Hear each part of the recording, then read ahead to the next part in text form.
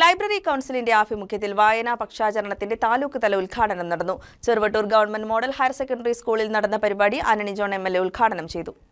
Library കൗൺസിലിന്റെ ആഭിമുഖ്യത്തിൽ വായന പക്ഷാചരണത്തിന്റെ താലൂക്കുതല ഉദ്ഘാടനം നടന്നു. കേരളത്തിലെ ഗ്രന്ഥശാല പ്രസ്ഥാനത്തിന്റെ ഉപജ്ഞാതാവ് PN പണിക്കരുടെ ജന്മദിനമായ ജൂൺ 19 മുതൽ കേരള സ്റ്റേറ്റ് ലൈബ്രറി കൗൺസിലിന്റെ ആദ്യ സെക്രട്ടറിയായിരുന്ന IV ദാസിന്റെ ജന്മദിനമായ ജൂലൈ 7 വരെയാണ് വായന പക്ഷാചരണമായി സംഘടിപ്പിക്കുന്നത്. ഇക്കാലയളവിൽ താലൂക്കിലെ വിവിധ ലൈബ്രറികളിൽ നിരവധി പരിപാടികൾ നടക്കും. Cheruvattoor government model higher secondary സ്കൂളിൽ നടന്ന പരിപാടി ആന്റണി ജോൺ MLA ഉദ്ഘാടനം ചെയ്തു. മുതിർന്ന ആളുകളെ പങ്കെടുപ്പിച്ചുകൊണ്ട് നടത്താനുള്ള ലൈബ്രറി കൗൺസിൽ തീരുമാനിച്ചത്. പുതുതലമുറയെയാണ് നമ്മൾ ലക്ഷ്യം വെക്കുന്നത്.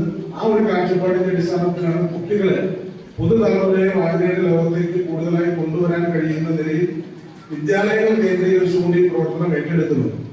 Library council president KO Kuriakose അധ്യക്ഷനായി. സംസ്ഥാന ലൈബ്രറി കൗൺസിൽ അംഗം CP Muhammad, school principal Nayana Das, advocate Suresh M Kumar, PTA president Ramla Ibrahim, PTA അംഗം KA യൂസഫ് എന്നിവർ സംസാരിച്ചു. Library council secretary Manoj Narayanan സ്വാഗതവും Iramallur library president MM Kunjumaideen നന്ദിയും പറഞ്ഞു. പരിപാടികൾക്ക് മുന്നോടിയായി കുട്ടികൾ കവിത ആലാപനം നടത്തി.